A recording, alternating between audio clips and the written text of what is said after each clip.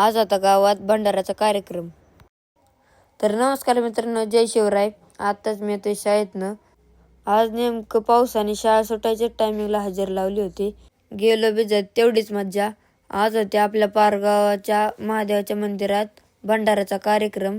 आम्ही आधी फक्त दर्शन करायलाच गेलो होतो. तिथं माणसांचं जेवण चाललं होतं. हा भंडाराचा कार्यक्रम गेल्या 35 वर्षापासून चालू आहे. आणि हा आहे महादेवाच्या मंदिरापुढचा नंदी. मग आम्ही महादेवांचं दर्शन घेतलं. मग आम्ही घरी निघालो. म्हणलं आता संध्याकाळी 7-8 वाजता यावं आणि मग जेवण करावं.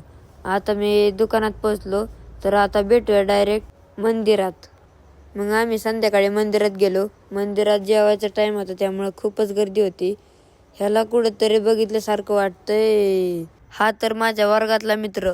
मग आम्ही थोड्या वेळ थांबलो, मग जेवण केलं. मग मी घरी निघालो जरा चौकात गर्दी होती. नका ही दोघं मला सोडवायला आलते घरी. तर कसा वाटला ब्लॉग कमेंटमध्ये नक्की सांगा आणि लाईक, शेअर, सबस्क्राईब करायला विसरू नका. तर भेटूया आता पुढच्या ब्लॉगमध्ये. रामकृष्ण हरी मोरया.